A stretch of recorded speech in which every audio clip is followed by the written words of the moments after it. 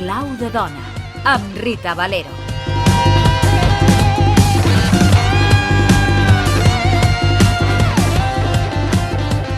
Hola, hola, ja torno a estar aquí acompanyant-te i presentant-te artistes de la zona, artistes meravellosos, perquè en aquesta ocasió et porto l'artista Jaume Muñoz.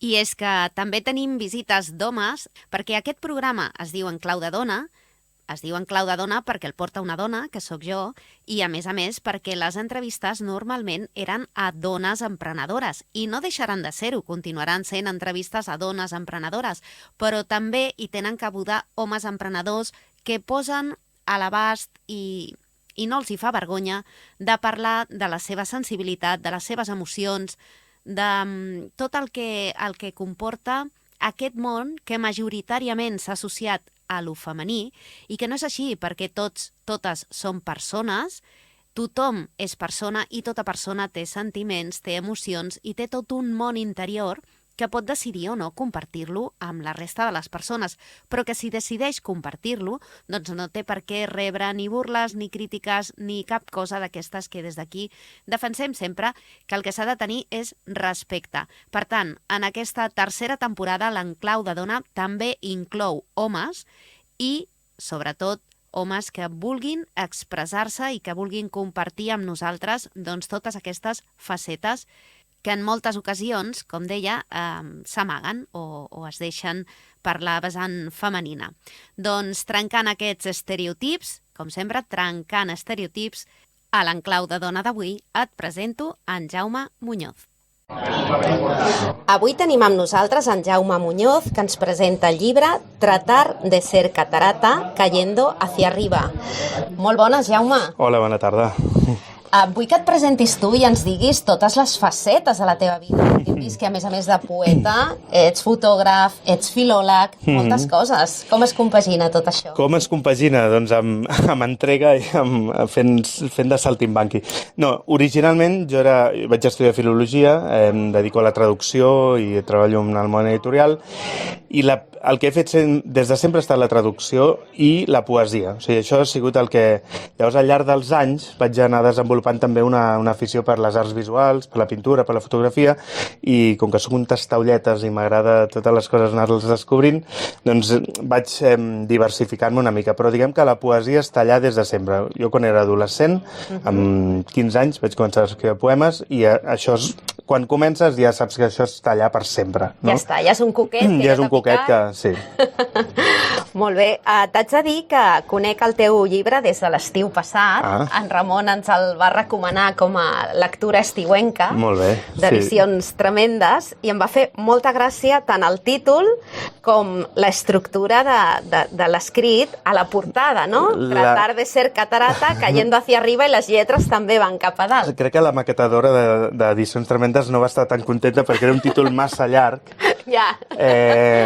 Però és el títol i havia de ser aquest, que a més a mi que m'agrada molt el surrealisme i m'agrada molt l'exploració d'altres mons, que és una cosa que crec que la poesia fa fantàsticament bé, no? Que també es fa amb pintures, es fa amb altres arts, però amb la poesia és especialment idònia. M'agradava molt conservar aquest títol, que és un dels versos de l'interior, però pel que té d'impossibilitat, no? O sigui, a mi tot... M'agrada sempre explorar tot de coses que et permeten fer impossibles, no? Que en la nostra vida diària estem sotmesos a les lleis, des de la llei de la gravetat a les lleis fiscals, a les lleis, totes les lleis. En canvi, quan un escriu, tu pots muntar-te el teu món a la teva mida. Llavors, jo intento tratar de ser catarata cayendo hacia arriba, que és un impossible, però jo visc en aquests impossibles, i allà s'hi viu molt bé. Ho hem pogut comprovar perquè ens has recitat un poema amb tot de paraules inventades, que t'haig de dir que he rigut molt i a la vegada m'he sorprès i a la vegada m'he compungit, moltes coses alhora. Com vas crear aquest poema? És un dels que més m'ha impactat. Doncs clar, tot aquest llibre és és una mena de declaració d'amor, és una mena de tanteig emocional envers un altre, un tu, que és una persona real.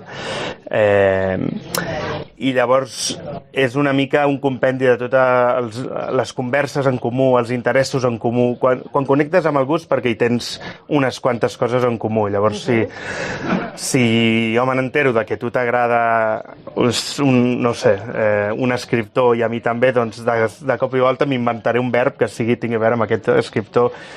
I llavors és una mica condensar aquest univers que es va generant conjuntament, condensar-lo en paraules que m'he inventat. Per què no? Per què no ho podem fer, no? Això que deies de viure en aquest món imaginari, però per tu també a la vegada. Però real, alhora és real, perquè està escrit per una persona de veritat i les vivències són reals, no? Per molt que la realitat després ens posa traves i ens fa coses impossibles, però hi ha un punt de voluntat de fer les coses funcionin, que, bueno, això és el que em porta en aquest món així surrealista, diguem. Ens has deixat amb el dubte a la presentació de si la persona... si hi ha o no hi ha relació amb la persona. No vull que desvetllis el dubte, si ho has deixat així és perquè has volgut i això ho respecto profundament, però sí que et vull preguntar, li vas presentar el llibre, com s'ho va prendre? Mira, és molt graciós, perquè aquest llibre el vaig escriure durant el confinament del Covid, el 2020, a la primavera del 2020. Per una persona que ens havíem creuat 2 vegades en directe, però vam començar a parlar, a relacionar-nos, a tenir converses molt profundes i a establir una connexió totalment a la distància, per Facebook, per WhatsApp. I ella vivia molt lluny de la meva ciutat. Jo soc de Barcelona i ella vivia en un lloc molt llunyà. De fet, el primer títol de treball d'aquest llibre era Suite 905, perquè de casa meva a casa d'ella hi havia 905 quilòmetres, d'acord? És una mica llunyà. I quan jo vaig acabar d'escriure aquest llibre, que era ben bé cap al final del confinament, un dia vaig decidir que no li volia enviar per correu o per e-mail o per WhatsApp o un àudio. Què vaig fer? La vaig trucar i li vaig dir: tens una hora més o menys disponible per escoltar i no dir absolutament res? I sí, dic, vale, doncs seu, prepara't un got d'aigua i llavors per telèfon vaig fer la primera lectura del que és tot aquest llibre. Per telèfon ni per videotrucada? No, perquè no vaig voler ni que... Sense imatge? Sense imatge, perquè a més si no jo em distrec, perquè veig a l'altra persona, veig com... Va ser una cosa i li vaig tirar tota la cara, tot el llibre, i vaig dir, vale, adéu, bona nit, xap. I vaig penjar, no? I llavors després m'ha començat a enviar WhatsApp, però... No? I estava molt emocionada, clar, perquè és... Bueno. Però això podria ser real o no? Ho deixem aquí, sí. ho deixem aquí. Ara m'has enganxat,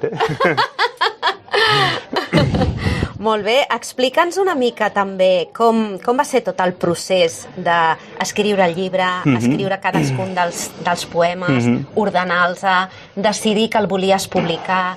Com va anar tot plegat? Doncs aquest llibre per mi responia a un desig que jo tenia des de fa molt de temps, que era fer, com he dit abans, originalment es deia Suite 905, la paraula suite en francès, un suite es fa servir en música clàssica i també es fa servir en poesia, és una obra, un suite vol dir com un seguit, no? Diguem, i seria, per mi això no és un llibre de poemes, és un sol poema, tot seguit, dividit en 5 cants, no? En 5 parts. Hi ha molts referents en el llibre que estan, no me n'amago, que els menciono, com Altazor, que és del poeta Vicente Huidobro, o La tierra baldía de T.S. Eliot, The Wasteland, o altres. Sempre m'han interessat com els poemes així llargs, no sé si no goso dir-los poemes èpics, perquè poemes èpics ens en porta, no? A la Grècia antiga, però romance, no? Els romanços perquè jo tota la vida he escrit més poemes una mica més curts i poemes més, no ho sé, més narratius, o una època participava al Poetry Slam i fer poemes que encabessin en 3 minuts, també he fet haikus,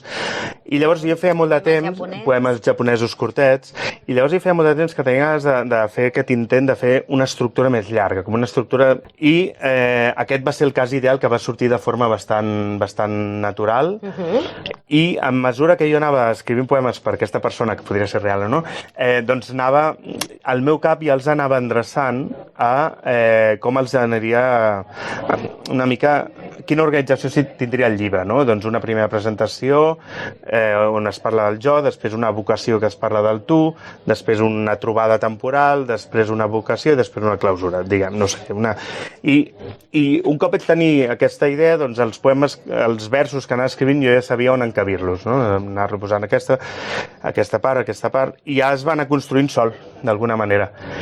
I just quan el vaig acabar vaig pensar automàticament en Ramon Bartrina perquè Edicions Tremendes feia un temps que jo el seguia, amb en Ramon havíem fet recitals fa anys plegats i volia que fossin ells, perquè més havien publicat l'Iñaki Cenazábal, que és un dels meus millors amics, un grandíssim poeta, i el Danilo Facelli, que és un altre poeta amic meu, i vaig dir, doncs aquesta és la línia que a mi m'agrada. Si l'editorial aquesta publica aquests dos, jo també hi vull ser. I després ha publicat a la Míriam Soteras, que és una grandíssima poeta, la Isa García. Al final em trobo dintre d'un context molt còmode perquè són gent amb la que he compartit molts escenaris, amb la que he compartit moltes hores, molts recitals, i em sembla el millor lloc on estar.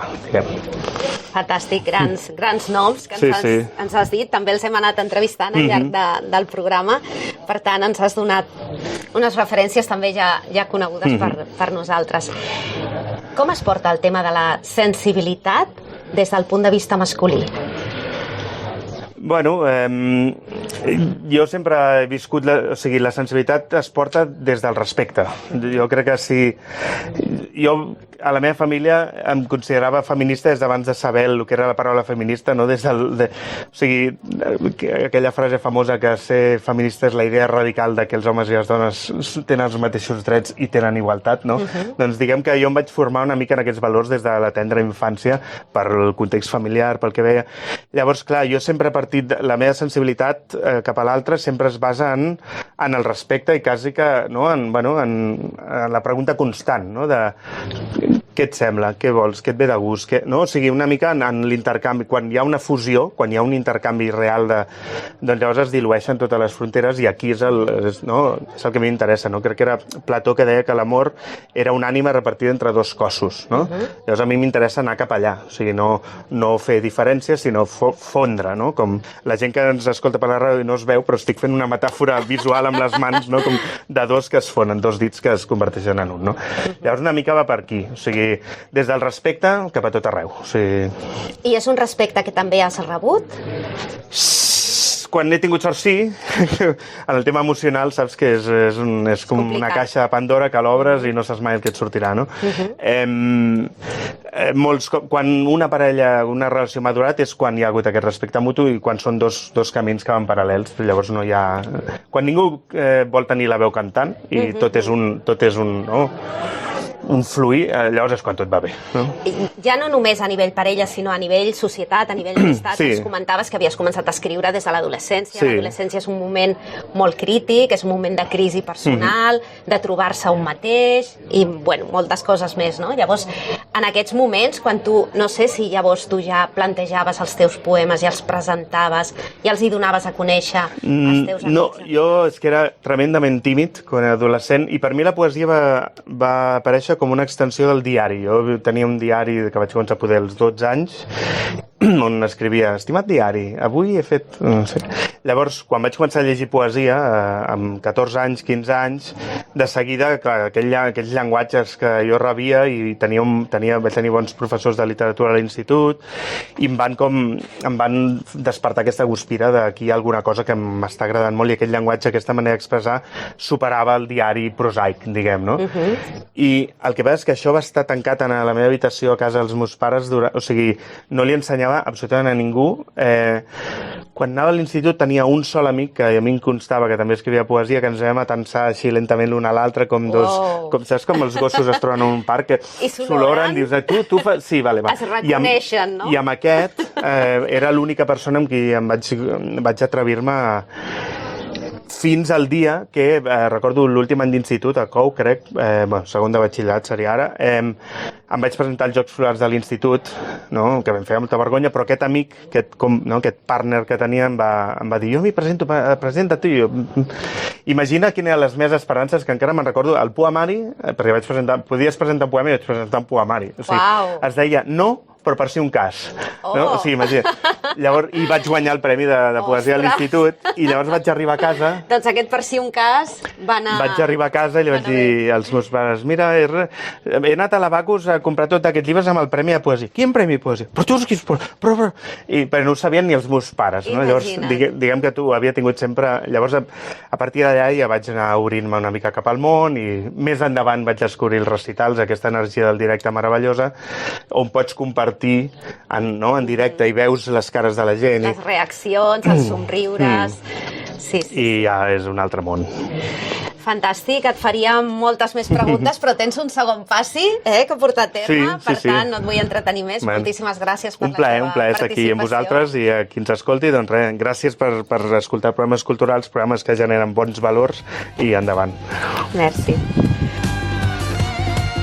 I per acabar, un petit tastet del seu directe que veuràs que no et deixarà indiferent. Desde 2 unidades, ser ya tan uno, ser tan descontractura, ser la primera vez del azúcar, ser el elemento cohesionador de todas las muñecas rotas, ser 2 ruedas en el mismo camino, carro salvaje, ser todo aquello a lo que la galaxia no se atreve, ser la velocidad con la que el llanto se convierte en risa, ser la magia del allá, la precisión del aquí y las muchas conjugaciones del verbo vivir, ser el despegue del plexo solar, ser el lugar al que acudir, ser ya tanta copa, libreta y cama que se nos salga la vida por las almas, ser a la vez espejo y ventana, fundido a blanco. El espacio es mentira, el tiempo es mentira. Incluso este poema podría ser mentira, aunque está escrito como verdad. Ojos abiertos, ojos cerrados, es lo mismo. Y te pido que no olvidemos nunca el poder de la palabra. El universo es infinito, pero cabe dentro de la palabra universo. Y a eso no nos queda anhelar lo ancestral que hay en el encontrarse, arar lo etéreo.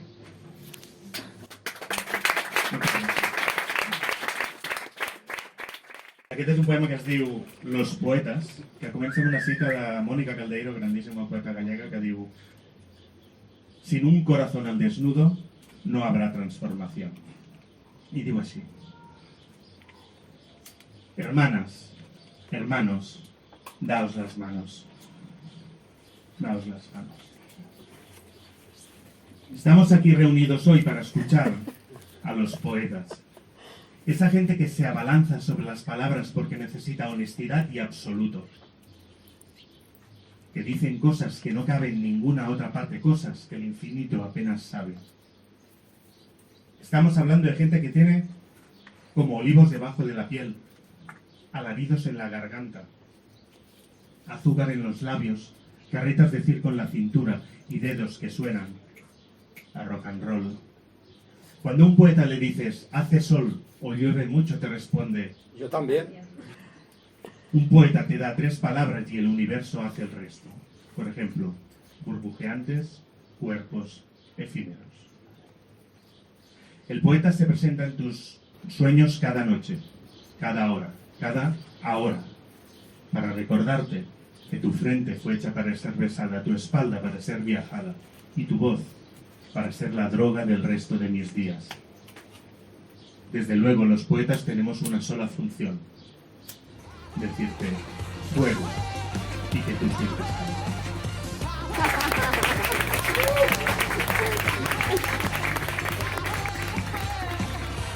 Noms de dona, una petita mostra, petjades noves en la història.